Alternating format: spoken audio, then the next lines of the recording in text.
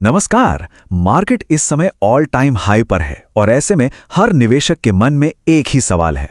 Portfolio तो अच्छा खासा हरा दिख रहा है, लेकिन अब आगे क्या? चलिए आज एक्सपर्ट्स की राय से इसी उलझन को सुलझाने की कोशिश करते हैं।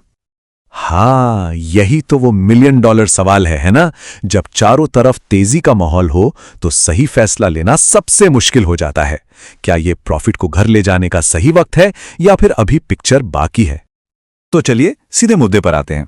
एक्सपर्ट्स की जो सबसे पहली और सबसे साफ सलाह है ना, वो आ रही है मेटल सेक्टर को लेकर, और यहां वो एक बहुत जरूरी कदम उठाने को कह रहे हैं। ये सलाह बिल्कुल सीधी और दो टूक है। एक्सपर्ट्स का साफ मानना है कि मेटल स्टॉक्स में एक बड़ी गिरावट की आशंका बन रही है, इसलिए समझदारी इसी में है कि अभी मुनाफा सुरक्षित कर लिया जाए। अच्छा, तो एक्सपर्ट्स ऐसा कह क्यों रहे हैं? इसके पीछे एक टेक्निकल कॉन्सेप्ट है जिसे कहते हैं मूविंग एवरेज एक्सटेंशन। अब आसान भाषा में इसका मतलब क्या है?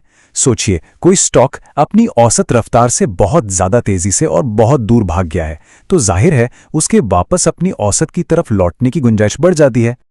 तो मतलब साफ है, ये जो दूरी है ना, ये एक तरह की वार्निंग है। ये हमें बता रही है कि या तो स्टॉक में एक तेज गिरावट आ सकती है या फिर वो महीनों तक एक ही जगह पर अटका रह सकता है, और दोनों ही सूरतों में पैसा वहां फंस सकता है। अब जरा इन लेवल्स पर गौर कीजिए, ये बहुत जरूरी हैं। हिंदुस्तान जिंक के लिए 690 का लेवल एक तत्काल बिकवाली का सिग्नल था और वो टूट चुका है। वेदांता भी 699 के अपने अहम लेवल से नीचे फिसल गया है। अब सारी नजरें हिंदुस्तान कॉपर पर हैं।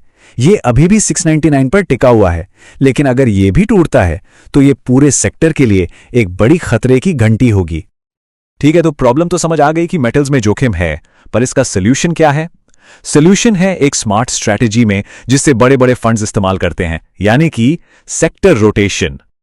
बिल्कुल सही सवाल। देखिए, पोर्टफोलियो मैनेजमेंट का मतलब सिर्फ बेचना नहीं होता, बल्कि सही समय पर सही जगह पर दोबारा पैसा लगाना भी होता है। तो चलिए देखते हैं कि एक्सपर्ट्स की नजर में अगला मौका कहां बन रहा है। ये एक तरह से प्रोफेशनल इन्वेस्टर्स की प्लेबुक है। पहला स्टेप, जो सेक्टर अपनी चाल चल चुका है वहां से प्रॉफिट लेकर बाहर निकलो। दूसरा स्टेप, थोड़ा सब्र करो, 4 से 6 महीने इंतजार करो ताकि वो सेक्टर ठंडा हो जाए। और तीसरा और सबसे अहम स्टेप, उस पैसे को उन सेक्टर्स में डालो जहां से अब तेजी शुरू होने की तैयारी हो रही है। तो रणनीति शीशे की तरह साफ है। इस वक्त मेटल से पैसा निकालकर लार्ज कैप आईटी और बैंकिंग सेक्टर में शिफ्ट करना एक समझदारी वाला कदम हो सकता है। ये वो सेक्टर्स हैं जो अब तक शांत बैठे थे और यहां से एक अच्छी रैली की उम्मीद की जा सकती है। अच्छा, सेक्टर रोटेशन के अलावा भी एक्सपर्ट्स कुछ ऐसे सेक्टर्स पर नजर रखने की सलाह दे रहे हैं जहां आने वाले वक्त में खास तौर पर बजट के आसपास अच्छी खासी हलचल देखने को मिल सकती है। इस लिस्ट में सबसे ऊपर है डिफेंस। HAL, BDL और BEL जैसे स्टॉक्स पर खास ध्यान देने की सलाह है। लेकिन यहां एक बहुत जरूरी बात समझने वाली है। यह सिर्फ बजट के लिए कोई शॉर्ट टर्म ट्रेड नहीं है, ये एक लॉन्ग टर्म पोर्टफोलियो बेट है, क्योंकि सरकार का आत्मनिर्भर भारत पर जो फोकस है वो इन कंपनियों को सालों साल की विजिबिलिटी देता है।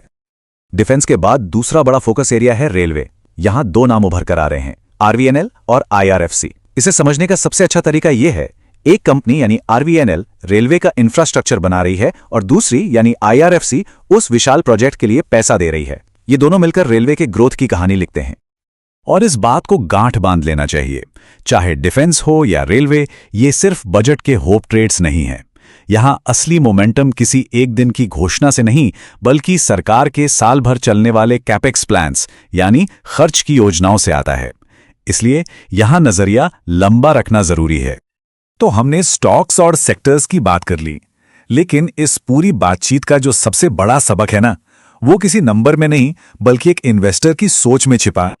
ये एक गोल्डन एडवाइस है। जब बाजार में हर कोई खरीदने के लिए दौड़ रहा हो, असल में वही वक्त सबसे ज्यादा सावधान रहने का होता है। ज्यादातर लोग इसी जोश में फंसते हैं और फिर अपनी गलतियों का ठीकरा बाजार पर फोड़ देते हैं। और आखिर में ये सबसे दमदार बात, बाजार बार बार खुद को दोहराता है। जो लोग बाजार के इतिहास से, उसकी पिछली चालों से नहीं सीखते, वो अक्सर उन्हीं गलतियों का शिकार बनकर रह जाते हैं। इसलिए चार्ट्स और इतिहास को पढ़ना एक निवेशक के लिए सबसे जरूरी कामों में से एक है।